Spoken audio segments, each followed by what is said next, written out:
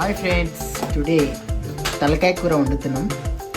ఫ్రెష్గా తలకాయ కొట్టించుకొని తెచ్చుకొని ఉప్పు కొంచెం పసుపు వేసుకొని శుభ్రంగా కడుక్కోవాలి.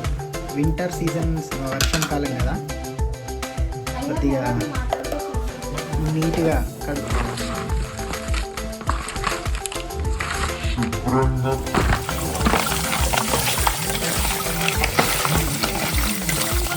శుభ్రంగా కడుక్కున్న తలకాయ 4 టేబుల్ స్పూన్ ఆయిల్ వేసుకోవాలి. ఎందుకంటే తలకాయ కూర కాబట్టి కొంచెం ఆయిల్ ఎక్కువనే ఉండాలి. ఆయిల్ కొద్దిగా హీట్ అయిన తర్వాత మసాలా దినుసులు వేసుకోవాలి. ఆనియన్స్ వేసుకోవాలి.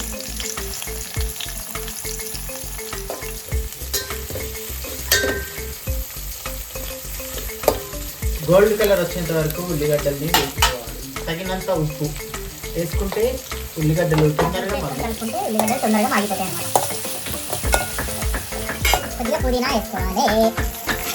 వేసుకొని ఇక్కడ కలుపుకోవాలి. ఎందుకంటే కొంచెం ఫ్లేవర్ పచ్చి వాసన పోయేంత వరకు అల్లం వెల్లుల్లి కొంచెం పసుపు వేసుకోవాలి. పసుపు is known for anti bacteria అన్నమాట. అలా రుచిగా చేంజ్ అవుతుంది. ఇందులో తగినంత కారం వేసుకోవాలి. కొంచెం కారం ఎక్కువ కావాలనుకున్న వాళ్ళు 1 టీ స్పూన్ ఎక్కువ వేసుకోవాలి. మంట మండిపోవాలంటే మొత్తం గుమ్మడి చక్కగా కలుపుకోవాలి.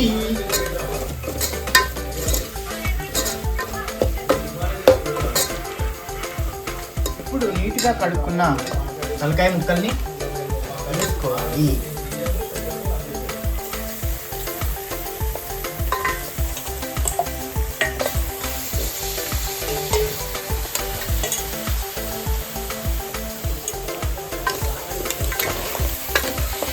నీట్గా ముక్కలకంతా కారం అన్నీ పట్టేంత నీట్గా కలుపుకోవాలి.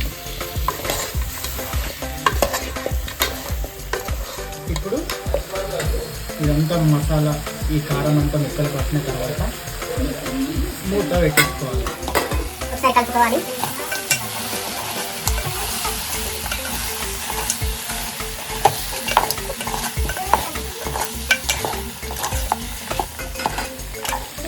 చూడండి, కొత్తలాడిపోతుంది తలకాయ కూర. ఇప్పుడు ఈ వేడి నీళ్ళు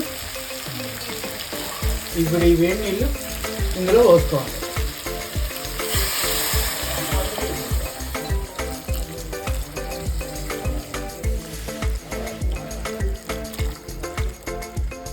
ఎసరు ఎక్కువ పోస్తేనే మంచిగా ఉడికి అవి టేస్ట్ బాగా అవుతుంది. గ్రేవీ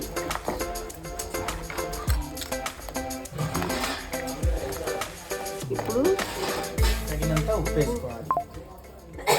ఒకసారి చక్కగా ఉప్పు అంతా కలిసేటట్టు కలుపుకోవాలి.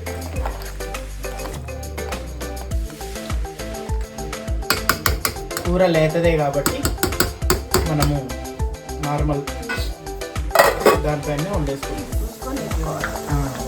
దగ్గరకు వచ్చింది.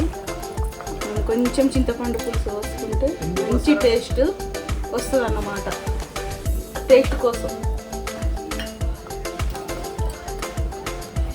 ఇప్పుడు కలుపుకొని మళ్ళీ ఉడికిపోయినట్టే కదా కొంచెం సేపు ఇప్పుడు చింతపండు రసం వేసుకున్నాం కాబట్టి కొంచెం ఒక 10 నిమిషాలు అట్లా ఉడికితే అప్పుడు దింపుకునే ముందు కొత్తిమీర వేసుకొని దింపుకోవడమే.